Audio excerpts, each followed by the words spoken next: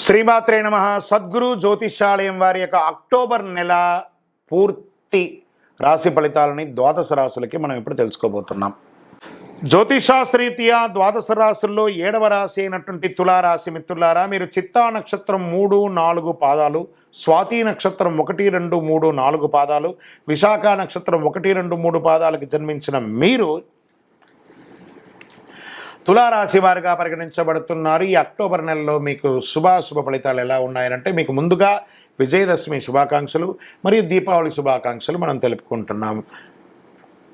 ఈ రాశికి కాస్త మధ్యస్థంగా ఉంటుంది. తులారాశి వారు లీగల్గా ఎదురు చూస్తున్నటువంటి ఫేస్ చేస్తున్నటువంటి సమస్యల్లో కాస్త ఉపశమనం కలిగే అవకాశం ఉన్నాయి. కొన్ని ఏళ్ళుగా మీరు ఏదో ఒక ఇబ్బంది, ఫస్ట్ కోర్టు కేసులు కానీ, లేదా లీగల్ ఇష్యూస్ కానీ, ఫైనాన్షియల్ ఇష్యూస్ కానీ, ఈ నెల మీకు 15 లోపు కాస్త ఒక కొలిక్కి వచ్చే అవకాశాలు కనబడుతున్నాయి. ఎలా ఉంటుంది తులారాశి మిత్రులకి? బుధుడు 10వ ఇంటికి, 5వ ఇంట్లో శని తిరోగణంలో, 11వ ఇంట్లో సూర్యుడు, కుజుడు ఈ నెల మొత్తం 9వ ఇంట్లో నిలుస్తాడు. 12వ ఇంట్లో రాహు మరి కేతు ప్రభావం ఉంటుంది. బృహస్పతి 8వ ఇంట్లో ఉన్నాడు. ఉద్యోగం జీతపత్యాలు పెరగడానికి, వృత్తి వ్యాపారాలు రాబడి పెరగడానికి అవకాశం ఉంది.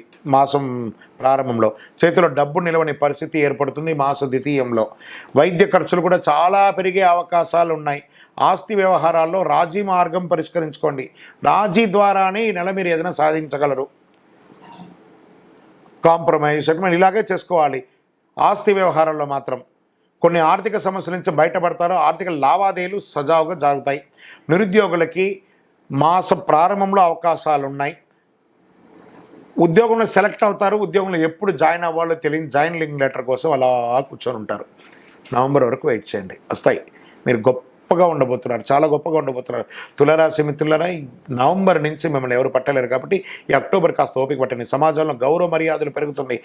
గౌరవ మర్యాదలు పోగొట్టుకున్న చోటే మీరు గౌరవ మర్యాదలు తెచ్చుకుంటారు. మంచి సమాజంలో గొప్ప వాళ్ళ పరిచయాలు పెరుగుతాయి. ధన ప్రవాహం గణనీయంగా పెరుగుతుంది. కుటుంబంలో సంతోషం, ఉత్సాహం పెరుగుతుంది. భార్యాభర్తల మధ్య అన్యోన్యత పెరుగుతుంది. ఇల్లు లేదా ప్లాట్ లేదా ఫ్లాట్స్ ఏమైనా కొనుక్కునే అవకాశాలు ఉన్నాయి. లేదా ఉన్న ఇంటిని వాస్తుపరంగా రిపేర్ చేసుకొని బాగుపరుచుకునే అవకాశం ఉన్నాయి.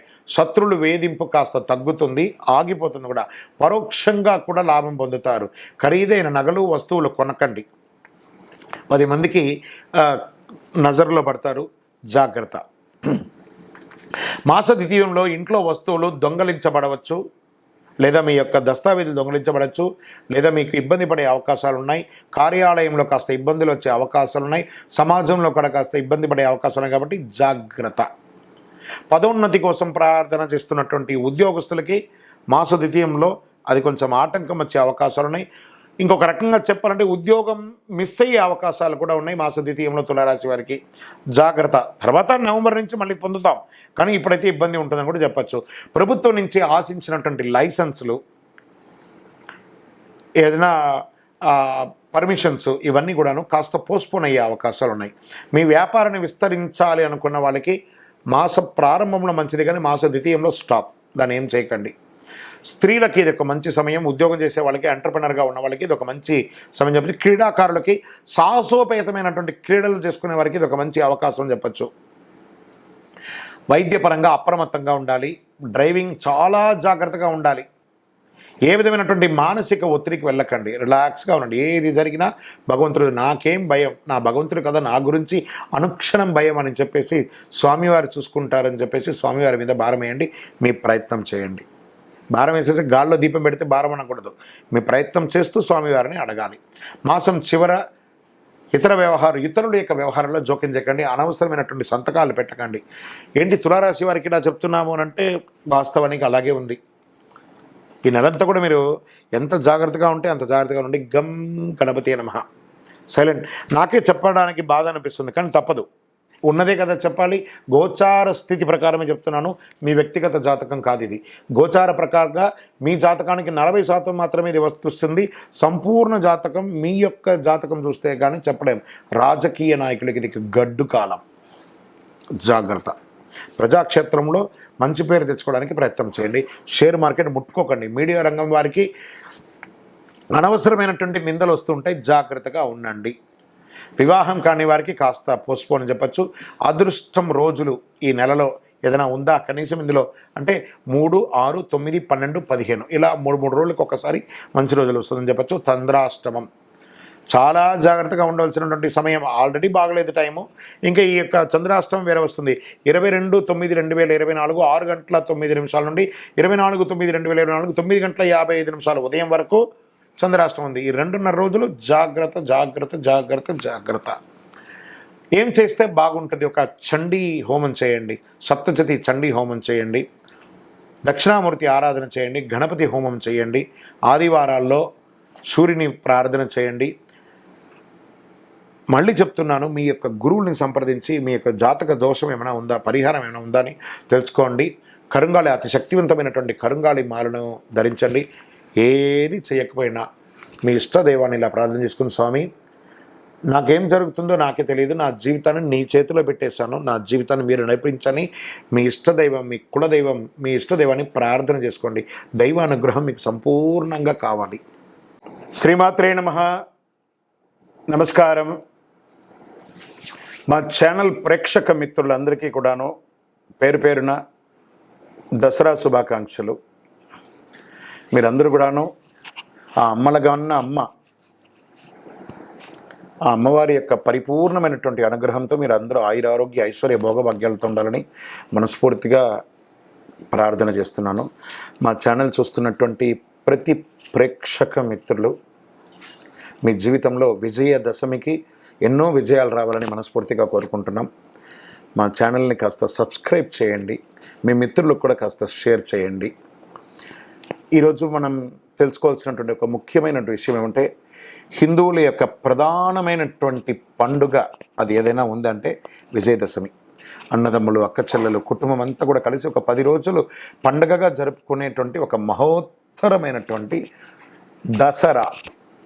10 రోజులు అద్భుతంగా పిల్లలకి కాలేజీ, స్కూల్ అన్ని లీవులే, అద్భుతంగా ఉంటుంది. ఈ పండుగ గురించి మనం కొంచెం డెప్త్గా కొంచెం విశ్లేషించుకుంటాం. ఈ యొక్క ఎపిసోడ్లో మనం ఏం చేస్తున్నాం, శరదృతువు ప్రారంభంలో వచ్చే పండుగ కనుక ఈ పేరు శరన్నవరాత్రిగా వచ్చిందనమాట. దీని ప్రజలందరూ అంగరంగ వైభవంగా, ప్రతి భక్తులు అంగరంగ వైభవంగా దీన్ని జరుపుకుంటూ ఉంటారు. ఆశ్వీజ శుద్ధ పాడ్యమి నుండి 9 రోజులు దేవీ నవరాత్రులు, 10వ రోజు విజయదశమి కలిసి దసరా అంటారు. ఈ దసరాత్రి అనే పదానికి వ్యవహారానికే ఈ దసరా అని చక్కగా మనకు హైందవ సంప్రదాయంలో వచ్చిందనమాట. దీనికి మరో పేరు కూడా ఉంది, దసహరా. అంటే అదే దసరా అయ్యిందని చెప్తూ ఉంటారు. ఈ దసరా అంటే ఏంటి? దశ దోషాలను హరించే ఒక మంచి అద్భుతమైనటువంటి దినాలు కాబట్టి దీన్ని దసహరా అని చెప్పడం జరిగింది. ఇందులో ఆ దశదోషాలు ఏంటి? కామం, క్రోధం, క్రూరత్వం, ద్వేషం, దురాశ, అసూయ, ఆవేశం, గర్వం, మోహం, స్వార్థం. ఈ 10 దుర్గుణాలని దశ హరించేటువంటి ఒక పర్వదినం కాబట్టి ఇది దసరాగా మారింది. ఈ 10 పాపాలకి మూలమేంటి? అహంకారం. నాకు అన్నీ తెలుసు అనేది మనలోని నిండి ఉన్న అంతఃశత్రువులైనటువంటి ఆ గుణాలన్నింటినీ ప్రాళదోలి అహంకారం, అజ్ఞానం మీద సాధించి విజయాలకు ప్రతీతిగా నిలబడుతుంది కాబట్టి అది విజయదశమిగా మారింది. దసరాగా పిలువబడే ఈ పర్వదినాల్లో అమ్మవారిని అత్యంత భక్తి శ్రద్ధలతో ఊరు వాడ అద్భుతంగా చేసుకుంటూ ఉంటారు. 9 రోజులు 9 అవతారాల్లో అమ్మవారిని అలంకరిస్తారు. నవరాత్రుల్లో దేవిని పూజిస్తే 10 జన్మల పాపం పోతుందని పురాణాలు చెప్తున్నాయి. దేవీ శరన్నవరాత్రుల్లో అధర్మంపై ధర్మం గెలిచినట్టు నిర్వచనలు ఉన్నారు. ఈ పండుగ మొదటి 3 రోజులు పార్వతీదేవికి, ఇది బాగా గుర్తుపెట్టుకోండి, 9 ఎలా డివైడ్ అయిందో, తర్వాత 3 రోజులు లక్ష్మీదేవికి, తర్వాత 3 రోజులు సరస్వతీదేవికి పూజలు నిర్వర్తిస్తారు.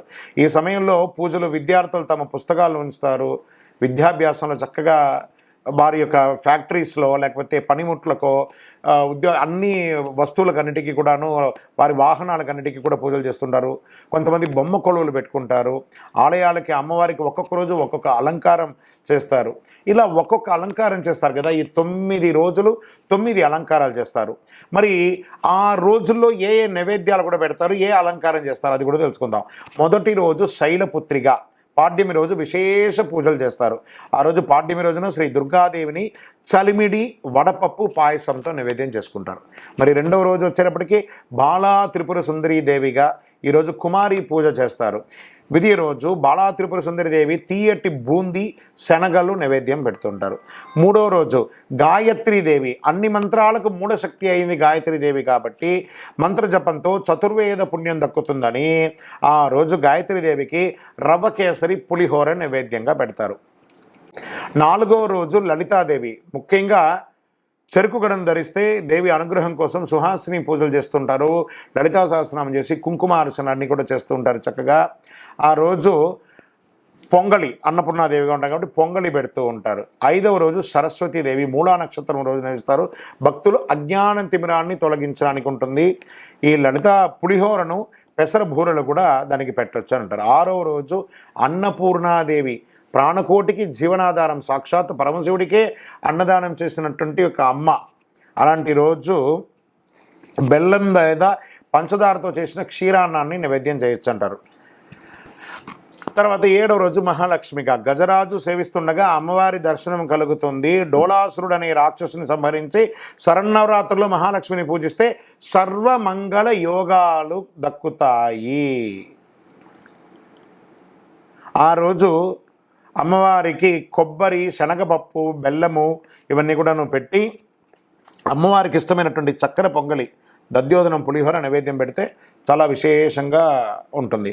ఎనిమిదో రోజు దుర్గాదేవి, దుర్గతను నివారించే పరాశక్తి, మహాస్వరూపాల్లో మొదటిది దుర్గాదేవి.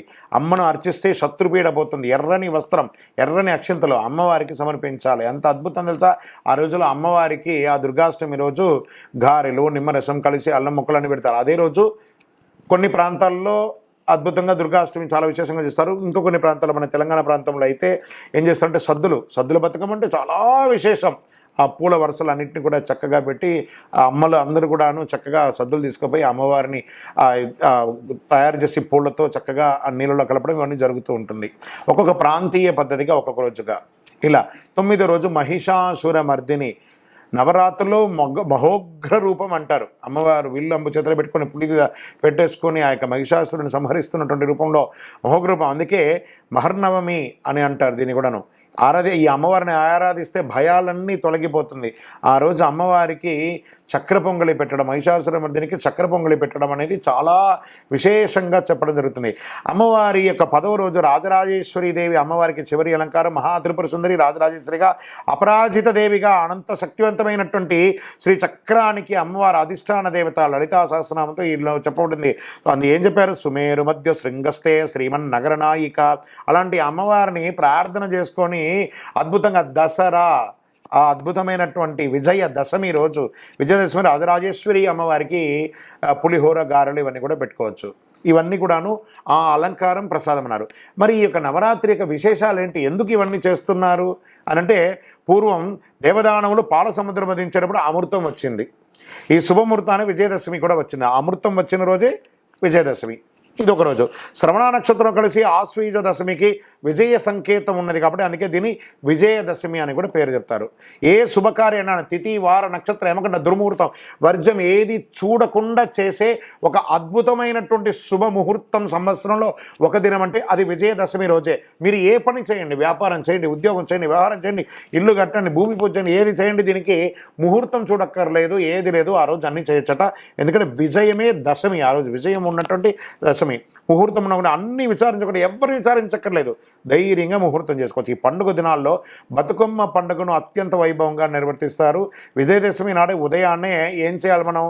మరి విజయదశమి వచ్చేస్తుంది. ఆ శరన్నవరాత్రులు కూడా చేయాలి, కానీ విజయదశమి నాడు ఏం చేయాలి? తలస్నానం చేసుకోవాలి, మంచి కొత్త బట్టలు వేసుకోవాలి, పూజా మందిరం అంతా చక్కగా తుడిచి ఇళ్ళంతా కూడా మామిడి తోరణాలతో, మంచి పూలతో అలంకారం చేసుకోవాలి. గడపకు పసుపు, కుంకుమ, పూజా మందిరం ముగ్గులతో అలంకరించుకోవాలి.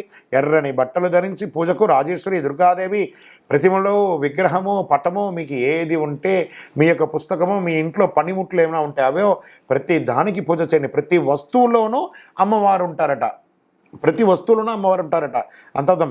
ఆ నవరాత్రిలో జరిపే కుమారి పూజలు, సుహాసిని పూజలు, తాంబూలాలు, ఈ యొక్క ఇంటికి పిలిచి అందరికీ కూడా పసుబొట్లు ఇవ్వడం, ఇవన్నీ కూడా చాలా గొప్ప విశేషమైనటువంటిది. ఆ రోజు చక్కగా దీపారాధన, 9 ఒత్తులతో కూడిన నవ్వులు, అంటే 9 రోజుల్లో ఏ ఒక్కరోజు మిస్ అయినా 9 ఒత్తులు కలిపి ఆ రోజు ఒత్తితో దీపం వేయడం, 6 గంటలకు పూజను ప్రారంభించి రాజేశ్వరి అష్టక మహిషాసురమర్దిని లలితా సహస్రనామం దేవి ఖడ్గమాల సౌందర్యలహరి ఇలాంటి శ్లోకాలన్నీ కూడా చక్కగా చెప్పుకోవచ్చు. ఏవి నాకు తెలియట్లేదండి శ్లోకాలు అవన్నీ కూడా శ్రీమాత్రే నమః అని ప్రార్థన చేయండి, అన్ని కురిపించేస్తుంది అమ్మవారు. అమ్మ చాలా మనం ఫస్ట్ మనకి ఏదైనా ఒక చిన్న దెబ్బ తాకితే ఏమంటాం, కాళ్ళు కింద పడితే ఏమంటాం, అమ్మా నరుస్తాం కదా, మనం వేరే ఏది అనట్లేదు కదా. ఆ అమ్మ ప్రతి అణువులోనూ ఉన్న అమ్మకు మనమందరం కూడా విజయదశమి వస్తుంది. అందరూ కూడా మీ జీవితంలో విజయాలు పొందాలి. మరి ఈ విజయదశమి నాడు శ్రీశైలంలో విజయవాడ కనకదుర్గ దేవాలయంలో దర్శించుకోవచ్చు, లేదా మీ స్థానికమైనటువంటి దేవాలయాల్లో దర్శనం చేసుకోవచ్చు. కోటి కుంకుమార్చనలు జరుగుతుంటాయి, లక్షార్చనలు జరుగుతుంటాయి, కుంకుమార్చనలు జరుగుతుంటాయి. అన్నిట్లో అవకాశం ఉంటే ప్రార్థన చేయండి. మీరు చూడండి, ఈ 10 రోజుల్లో మీరు పిలవకుండానే ఒక సుమంగళి మీ ఇంటికి మామూలుగా వచ్చేస్తుంటారు తెలియకుండానే. అదే అమ్మవారి యొక్క అదృష్టం అని చెప్పచ్చు. మీ ఇంటికి వచ్చే ఆ సుమంగళిని సాదరంగా ఆహ్వానించి కూర్చోబెట్టి కాళ్ళకు పారాన్ని రాసి పసుపు రాకి బొట్టు పెట్టి వాళ్ళకి పసుపు బట్టలు పెట్టి పండు తాంబూలం అవన్నీ ఇచ్చి వాళ్ళని మర్యాద చేయండి. అమ్మవారే మిమ్మల్ని పరీక్షించడానికి మీరు పిలవకపోయినా ఏదో ఒక ముత్తైదు రూపంలో మీ దగ్గరికి వచ్చేస్తుంటారు. సరే, విజయదశమి నాడు ముఖ్యంగా చేయవలసిన పూజ ఇంకొకటి ఉంది. ఏం పూజ? సమీ పూజ. ఈ సమీ వృక్షం అంటే జమ్మి చెట్టు. అజ్ఞాతవాసంలో ఉన్నటువంటి పాండవులు వారి ఆయుధాలని వస్త్రాలని ఈ సమీ వృక్షంపై తెచ్చారు. సమీ వృక్షం ఏంటంటే ఇప్పుడు నేను వేసుకున్నాను చూసారా, కరుంగాళి మాల అంటున్నారు చూసారా, ఈ కరుంగాళియే జమ్మి చెట్టు. ఈ యొక్క జమ్మి చెట్టు 90 ఏండ్ల వరకు అది జమ్మి చెట్టుగా ఉండి 90 ఏండ్ల తర్వాత 140 సంవత్సరాలలోపు ఇది కరుంగాళిగా పరివర్తనం చెందుతుంది. అంత పవర్ ఉంటుందన్నమాట ఈ యొక్క కరుంగాళి మాలకి. అదే చూసారా, ఆ జమ్మికి పూజ చేయడం, సమీ వృక్షంపై దాచుతారట ఈ పాండవులందరూ కూడాను. తిరిగి అజ్ఞాతవాసం పూర్తి చేసేంత వరకు ఆ వృక్షాన్ని పూజించి ప్రార్థించి తిరిగి ఆయుధాలను పొందుతారు. అది అద్భుతం. ఆ జమ్మికి ఆ పవర్ ఎలా వస్తుంది, శక్తి, జయించే శక్తి ఎలా వచ్చిందంటే కరుంగాళికి ఇదే అనమాట. పాండవుల దగ్గర నుంచి కూడా ఇది వచ్చింది. సో ఆ వస్త్రములు కూడా జమ్మి వృక్షంలో దాచారట. అపరాజితాదేవి ఆశీస్సులతో కౌరవులపై విజయం సాధించారని పురాణాలు కూడా చెప్తున్నాయి. అలాగే శ్రీరాముడు విజయదశమి రోజున అపరాజితాదేవిని పూజించి రావణుని సంహరించిన రోజు కూడా అదే రోజు కూడా కాబట్టి ఆ రోజు కూడా విజయదశమిని కూడా చెప్పారు. మరి సమీ పూజ అనంతరం పాలపిట్టను చూస్తే ఆచారం కూడా ఉంది, అందరికీ కూడా పాలపిట్ట చూడాలని. మరి ఆ రోజు ఏం చేయాలి? సమయతే పాపం సమే శత్రు నివారిణి అర్జునస్య ధనుర్ధారి రామస్య ప్రియదర్శిని అని చెప్పి ఆ రోజు జమ్మి పూజ కూడా చేసుకుంటారు. ఆ చెట్టుకు ప్రదక్షిణాలు చేస్తూ పై శ్లోకాలని స్మరిస్తూ ఆ శ్లోకాన్ని రాసుకున్న చీటీలు లేదా మన యొక్క కోరికలు ఏదైనా ఉంటే దాన్ని తీసుకొచ్చి ఆ జమ్మి చెట్టుకి అందరూ పెడుతూ ఉంటారు. ఇది కొన్ని ప్రాంతాల్లో ఉంటుంది, కొన్ని ప్రాంతాల్లో అదే అంత పవర్ఫుల్ అండి. కరుంగాళియే జమ్మి, అంత అద్భుతం అండి. ఈ శ్లోకం రాసుకున్న చీటీలు అందరూ జమ్మి చెట్టుకు తగిలించి వారి కోరికలు చెప్పి 19 ప్రదక్షిణాలు చేస్తూ ఉంటారు. ఇలా చేయడం ద్వారా అమ్మవారి కృపతో పాటు శనిదోష నివారణం జరుగుతుంది. శమికి పూజ చేయడం వల్ల శనికి ఏం చూడడం అదే ఇక అద్భుతం. ఆయన యొక్క వృక్షమే ఇది.